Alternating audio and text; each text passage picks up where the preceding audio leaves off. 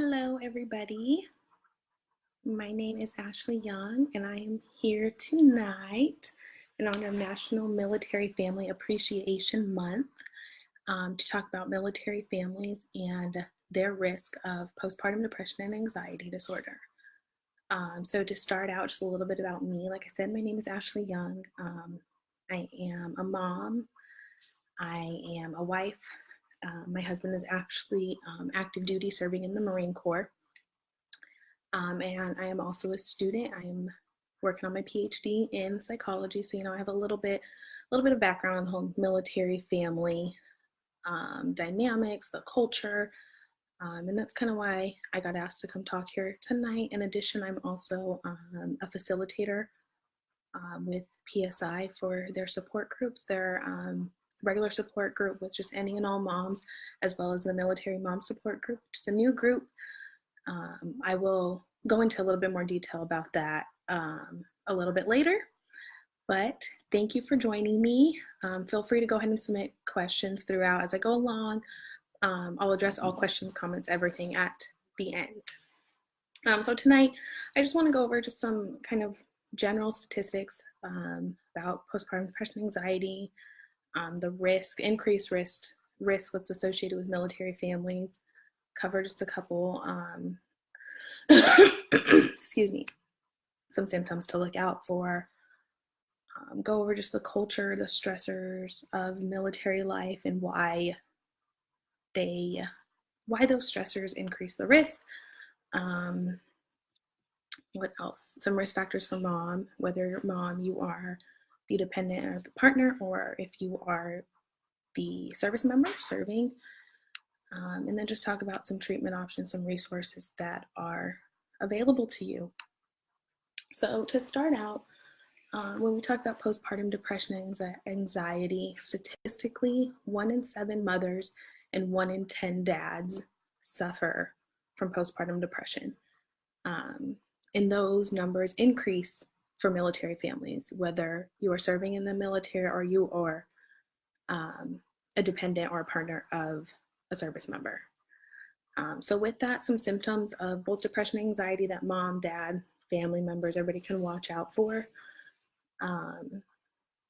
Feelings of sadness or depression, feeling irritable or angry with those around you, having a difficulty bonding with baby, feeling anxious or panicky, having problems or eating or sleeping, and these problems kind of just go beyond, those typical problems associated with caring for a baby. Your sleeping's a little bit off, your schedule's a little bit off, so these problems go beyond that. So having upsetting thoughts that you can't get out of your mind, and these are intrusive or scary thoughts, just those overwhelming, scary thoughts that start to just kind of dictate your behavior and cause just unwanted, unwarranted anxiety. Feeling like you are out of control or going crazy, feeling like you never should have become a mother, and then being worried that you might hurt your baby or yourself. So anxiety and depression, it looks different for everybody. There is no cookie cutter list of symptoms that if you have depression or anxiety, you are going to have X, Y, Z.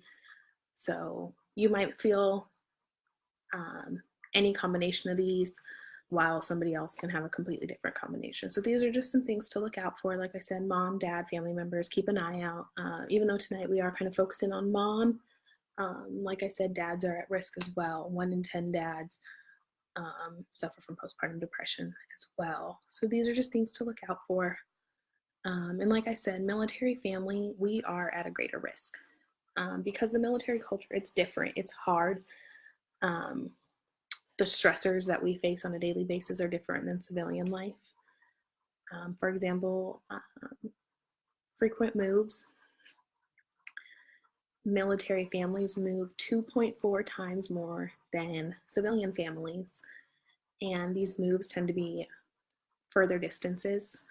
Speaking from personal experience, my family, we moved coast to coast about a year ago.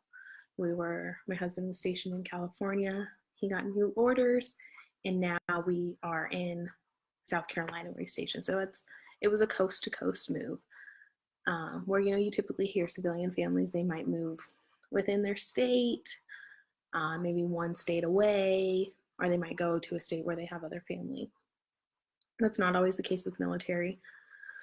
And these moves can lead to spousal unemployment, because like I said, these moves are often, and they're far, they're not quite planned. They're not always on our terms. They happen every 2 to 3 years. Your station changes. You might be stationed somewhere else, which can lead to social isolation from family and support systems. You kind of have to pack up, leave what you established in those 2 to 3 years and start all over again. Another stressor involved with that is having to change your doctors, especially being a mom. You have to look for a good doctor for yourself, for your family, for your baby, and you kind of have to do that on your own. And it's hard. I know for me, when we got to our current, where we currently are living now, I had to seek the help of other wives on Facebook because I didn't know the area. I don't have family in the area. So it becomes hard. You have to develop this whole new social support system with people and reach out. And it's scary, it's hard, it's uncharted territory. So it's one of the stressors associated, few of the stressors associated with moves. Some more stressors are the lack of control. Anybody who's associated with the military kind of knows things happen on the military say-so. And we are stuck to have to deal with it. They decide when things will happen, and they might decide with little notice. So it's stressful, to say the least. Another big stressor of the military culture is deployments. Going back to what I just said, the lack of control with deployments. We're always asking, when will it happen? In my past experience with my husband, we've been given a window for deployments, but that window could be 5 days, it could be 30 days. And it's hard because you have to be ready at the drop of a dime. Be like, oh, we told you that 5 to 30 day window, whatever it was, but now the day's tomorrow and you got told tonight. So it's stressful. Another stressor with deployments is living without a partner. Whether you're the family that's here or the service member that's deployed, either way, you're without a partner. And then the one who is here, who didn't deploy, the dependent, you are a single parent for that time. And although, your child does have another parent, the reality of it is you are being a single parent for what that kind of 2 to 18 months, whatever that deployment time frame might be. So you have to take on a lot on your own. You have to navigate childcare. You are the one worried about the welfare, the safety of, your child as well as yourself.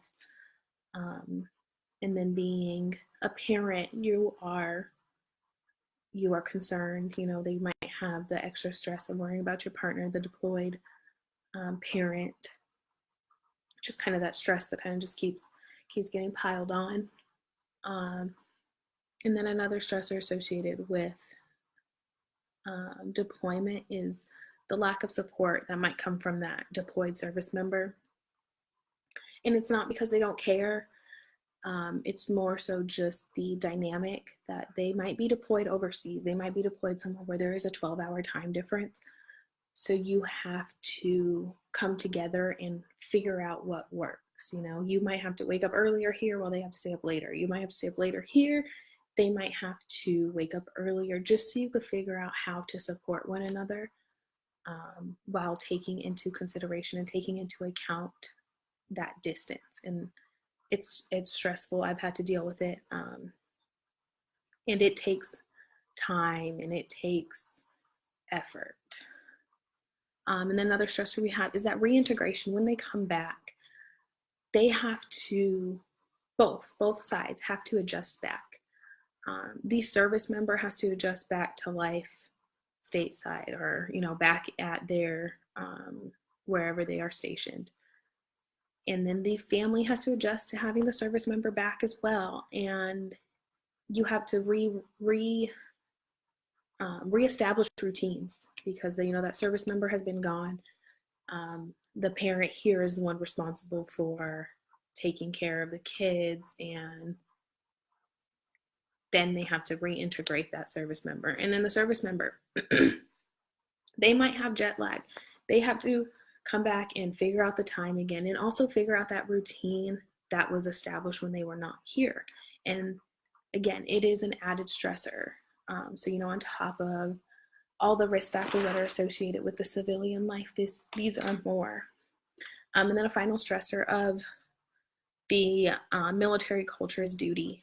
So, you have your deployments where your service member is gone for an extended period of time, but when they aren't deployed, they might have to be standing duty and be gone for, that 24-hour time period, and you take on that stress. That parent that is at home, you have to take on that stress, especially when baby is little. I know the first time my husband had to stand duty, I think my daughter was about 2 months old, and it happened to be on a shot day. So maybe it wasn't 2 months, maybe it was a month or 4 months, whatever, one of those early shots. I had to take her to that appointment alone and then come home, and my husband was on duty, and that was hard. It's really hard because you have this support system that's there, but then they have to go work. So you kind of have to readjust yourself. So the military culture, it does offer a lot more stressors that just increase that risk factor of developing postpartum depression and anxiety and other mood disorders as well. Excuse me. So let's talk about just the risk factors for mom, whether mom is the dependent or the service member. So we will start out with mom as the dependent. So kind of like myself, my husband is the one serving. Some of the things that you have to take into consideration is the service member being away from home. This is on a daily basis and deployment. So every day, the service member has to get up and go to work. Most cases, it's like 4 o'clock in the morning. They have to get ready and go to work. So then you're left, especially the single moms, you're left all day alone. And then they come home from work and, they're tired. And it's just that stress that they bring. Or you have a deployment where they are gone for, like I said, 2 to 18 months. It all depends on the branch, job, all that kind of things. Again, as I mentioned about before, military families move 2.4 times more than civilian families. Taking that into consideration, one of the risk factors is being away from family and a support system. I don't live near a family. I have no family in the state that I live in.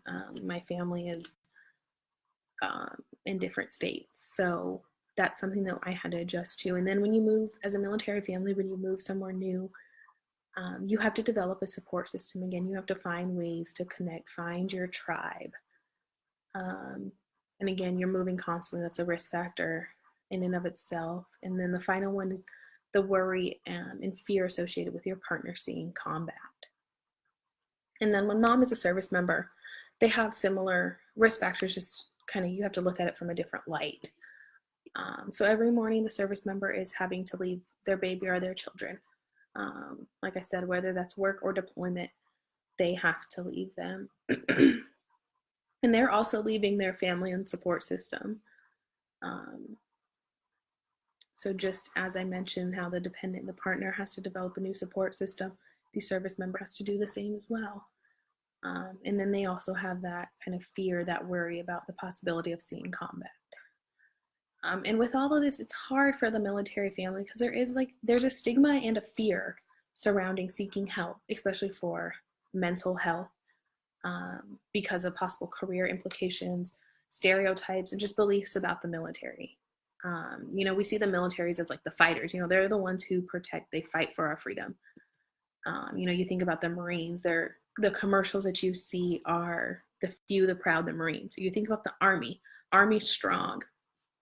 So, you have to, the service members and just their families have a fear, and there's just a stigma that they're going to be labeled. They're not going to get their promotion. Their higher ups are going to know.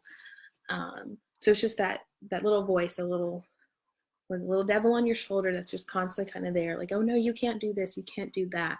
And it just puts more at risk because we military families are as a whole aren't seeking the help that's needed, but there are many, many resources available within the military and outside of the military. So to start out, excuse me, within the military, Military One Source, the website Military One Source is a huge resource. You could find resources on so many things. There's resources for parent and children resources. I want to go ahead. I have a link for that. I'll add some links in the comments once I'm done. And then through Military One Source, you could also access mental health resources. So whether you want to go through the counseling and the mental health facilities within the military, they have that listed there, and you can access that. So those are two great resources. So let me see here. Like I said, I'll copy those once I'm done so I don't lose my place here.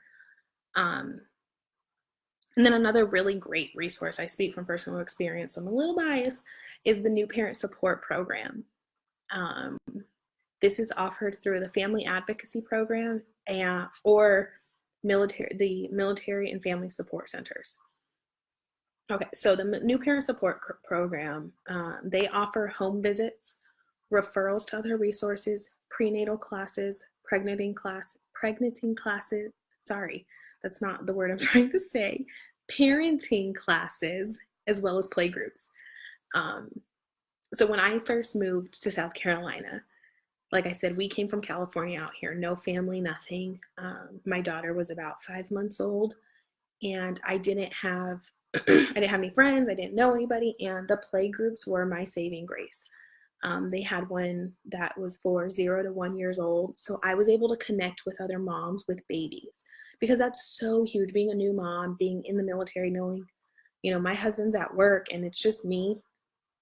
Those play groups were crucial for me. And now that she's older, they offer one from 0 to 5. So she's still able to go play, and I'm still able to get out of the house, because just as important it is for our kids to play and get that social interaction, it is crucial for us to get that social interaction and be able to talk to adults as well. So if these are something you are interested in, they're offered through the Family Advocacy Program or Military and Family Support Center. I'm not sure which is specific for each branch. But in the link that I'm going to post for parent and child resources through Military One Source, there is a link for new parent support. And just a couple things. If you are Army, Navy, or Air Force and you want to enroll in these, to qualify, you have to be expecting your first child or have one child under 3. For the Marine Corps, expecting your first child or have one child under 5. And then another resource that is offered through the military is the Military Crisis Line. And I think this one is super important. Again, I will put in the phone number. I will put it in the comments so that if you do need it, it is there. This is something that's available 24/7. If you need to speak to somebody, that is available. And this is for active duty, Guard and Reserve members and their family and friends. And the Military Crisis Line has a phone number. There is an online chat option, or you are able to text. So if you don't feel comfortable speaking, you can chat, it's great in my opinion.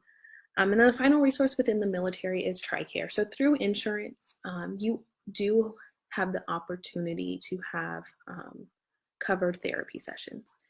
And I want to say it is 6, but your best bet is to contact whatever division of TRICARE you are, whether you're East or West, and they can kind of point you in the right direction, make sure you do have the right referrals and everything in place for that. But like I said, because that stigma and fear, not everybody wants to go on base, wants to stick with the military for, the help that they need. So you are always able to go off base and avoid using insurance. And a great resource for that is PSI's local support coordinators. We have coordinators for the different branches of the military, as well as local coordinators. So if you just want to find a therapist, psychologist, psychiatrist, somebody trained in perinatal mood and anxiety disorders in your area, our local support coordinators are a great contact because they will be aware of those who have had a PSI training or who are just well versed in the area and can get you in contact with them. And then another resource, as I mentioned, is PSI's Military Mom Support Group. So we started this group about a month ago. It is a free online support group. We meet through a platform called Zoom. It's kind of like Skype, gives the option of multiple people to kind of video share at the same time. You do not have to share your video. You do not have to talk. It is perfectly okay just to come and just be present, which is so important in getting support. If you just want to take the time to step away and just be present and just hear the stories of other moms who can relate to you, who are military spouses or service members as well, please join us. We are facilitated. It is peer support. The format of it, we stay kind of within about an hour or so. We start out with some psychoeducational pieces, just a little bit about perinatal mood and anxiety disorders, the risk factors, some of the exacerbating factors, kind of similar to what I covered above. And then we just kind of open it up to discussion. Whether you want to check in, tell us about how your week is, talk about some of the things that you've been struggling with, relate to other moms. That's just kind of what we leave it open to. And we meet every Wednesday at 6:30 Eastern Standard Time. And again, I will put the link for that in the comment section so that if you just want to kind of go ahead and click that, you can. Well, that is what I wanted to share tonight about military families and postpartum depression and anxiety. You know, it doesn't look like we have any questions, but I will go ahead and put those links up. So thank you so much for joining me tonight. Let me get these links here. Make sure that everything is. See. Okay, so there is the parent and child resources. And again, that's where I said you go find the new parent support program and figure out how and what will be the best way for you, whatever the branch specific is. Like I said, I'm not well versed in every branch. Figure out what's best for the branch that you are associated with. And then there's the mental health resources link. So if you do need just to kind of access TRICARE, there are links within that page to figure out what TRICARE you need to go through, whether you're East or West and want to get that help there. The military crisis line. I have the phone number here and then the extension. And again, I just kind of wrote in there that there is an online chat option or there is a texting option. Let's see, our PSI local support coordinators.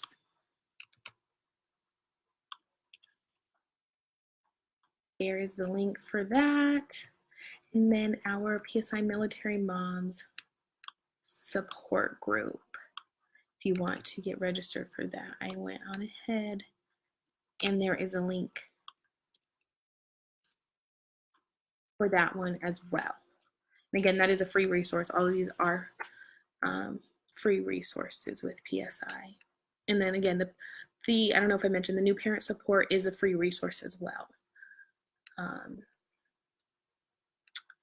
Okay, well, I think that is all that I have to share. So thank you so much for watching, and I really do hope you enjoyed the video and got some good information. Please like or share this with anyone who you know might need it. And then please join us again in 2 weeks, Tuesday, December 4th at 9 p.m. here again in the PSI Georgia chapter Facebook page. We will be talking about surviving the holidays and providing tips on self-care. I hope you all have a great evening, and remember, you are not alone, you are not to blame, and with help you will be well. Thank you.